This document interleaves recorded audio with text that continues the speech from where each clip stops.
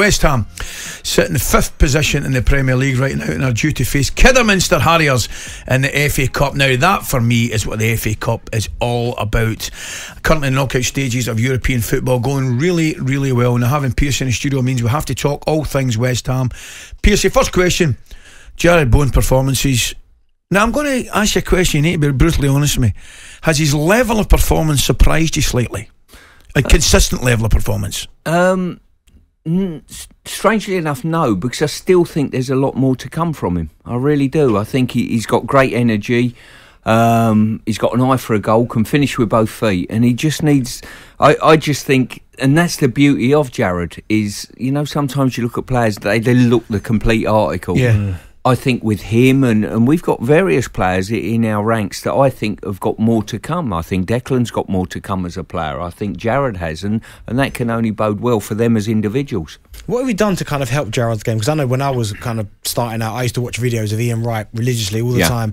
What have we done to kind of help him? Because he has come on leaps and bounds.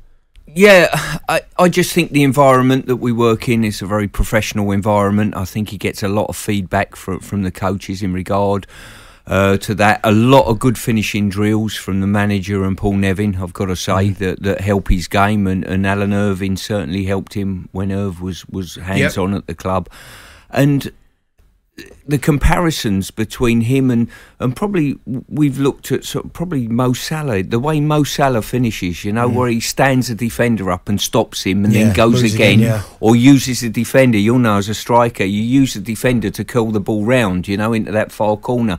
And I think it's just picking up a few comparisons that can help Jarrod with his game a little bit, you know, starting a run, stopping it, killing the defender in his tracks, then going again, you know, little things like that. That's why I think he's still got more to come in his game. You know when I remember Ian Dowie, he was a striker, so it didn't quite make a difference. But you being a defender, do you sometimes in training go 1-on-1 against him? Because Dowie used to do the same for us. Yeah, but he was a striker, so he couldn't defend. But you obviously being a left back, Jarrod playing right side, little 1v1s.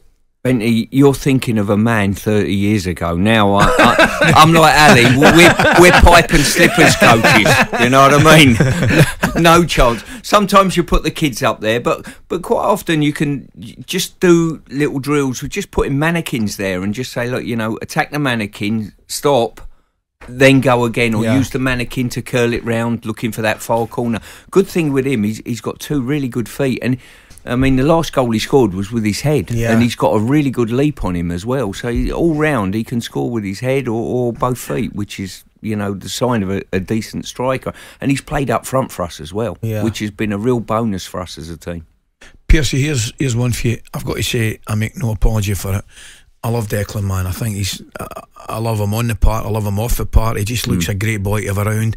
He looks as though he's a great listener. He wants to do really, really well. This start was incredible. He's travelled 5,152 metres with the ball in the Premier League this season. I love a start, by the way. That's the highest by some distance of any player in Europe's big 5 leagues. Now, you said, and I believe you and I agree with you, there's still more improvement coming on. Just where can this guy go? I'll tell you what, I think he's 22 years old at the moment. You see him pick the ball up and someone come shut him down and him drive past them as though they're not there. These are Premier League players he's up against. He drives past them. You see him go and shut people down, and that 5 yards of explosion, it's as though the players don't get set and they're not ready for it. He moves that quickly over the ground. You know, he's 6'2", you know, he can get from box to box. He can finish. I think there's more goals in him that will come during his career. And, well, listen, he's an absolute pleasure. He's so humble as a young man. That is his biggest forte for me, let alone what he does on a pitch. Off the pitch, he's always got a smile on his face, you know. And that's what I was going to say to you, mate, because I think we all know, I'm the philosophy that I don't think a happy dressing room guarantees you success, but I don't think we can argue it doesn't half help. It certainly does. I mean, the environment I work in now and the group of players I work with, and I'm not just saying that because I'm here, because I don't say things for effect, it's probably the most likeable group of men that I've ever worked with, as a player, as a coach or as a manager. I really mean that, you know, that you come into work every day and I just like all the players. You know what I mean? There's not one of them. You know, sometimes you're in there as a player or whatever. Well, not sure about this one or that one or whatever. Is he pulling for the team? That type of thing. And I know Dave's galvanised that, and he's enhanced that sort of atmosphere within the group. But there really are some solid lads that you enjoy their company as men, you know. Is Declan, would you say, one of the best you've coached? I mean, you've coached obviously at City, various places. Would he be up there with one of the best? At his age, 22 years old at this moment in time, I would have to say, listen, I've played alongside Roy Keane, and you try to compare Roy Keane to him, and you think, well, did Roy Keane add that dynamic sort of pace that he's got? You know what I mean? Is he the strength of him and the comparisons? He certainly would be up there. There's no doubt about that. And it's where he can go is the exciting thing for me. Yeah, watching him and watching him develop as a coach is fantastic. What about rules? Kind of disciplinary rules in and around the training ground, things like that? Because we read stories and like that. Big Moisey's put a ban on phones in the canteen and phones in the gym. And by the way, if he has, he's got my full backing, because it used to drive me. I put a ban on it right away. How can you take a phone like that into a place of work, a gymnasium, canteen? But it's little things. We used to do that, but at the same time, if the boys did it, they get caught and they were fined, and it was all part of it, added to the whole scenario. Have you got wee rules like that about the training ground?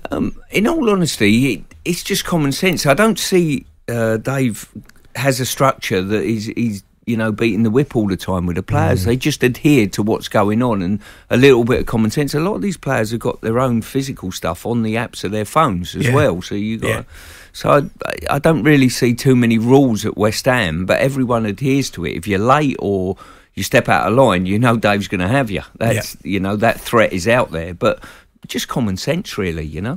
We were talking earlier on, weren't we? Regarding the careers, if you like, Pearcey.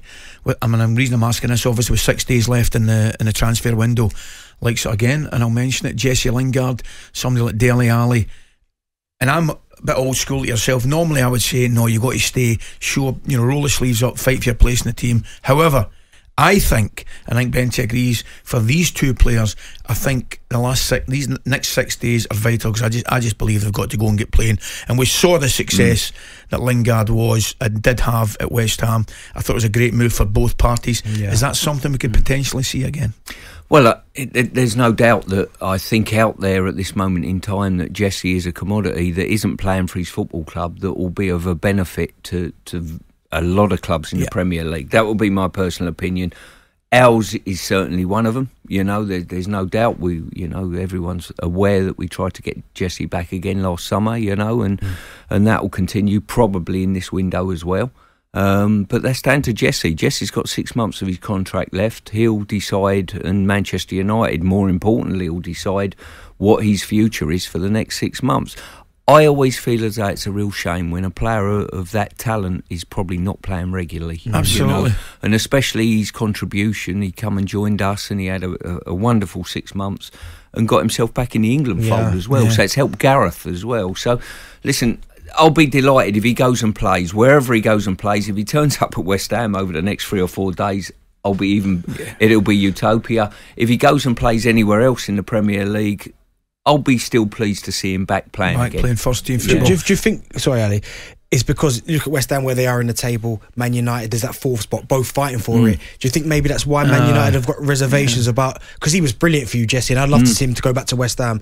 But do you think that's why Man United are thinking, well, we go send him to West Ham? But there is that potential, I've got to say. Hopefully they'll see us as one of their competitors, potentially. But what you would say is, it might just be one of these. If you've got a player with just 6 months left on his contract, you just say thank you very much, because come next summer he's a free agent. He can go where he wants, and it looks as though from the outside that's what he's angling at doing, running his contract down and leaving on a Bosman next summer to whatever destination he wants, and I'm sure there'll be a lot of suitors. talkSPORT Breakfast with Laura Woods, Monday to Wednesday morning 6 till 10 on AM, on DAB, via the talkSPORT app and on your smart speaker. talkSPORT.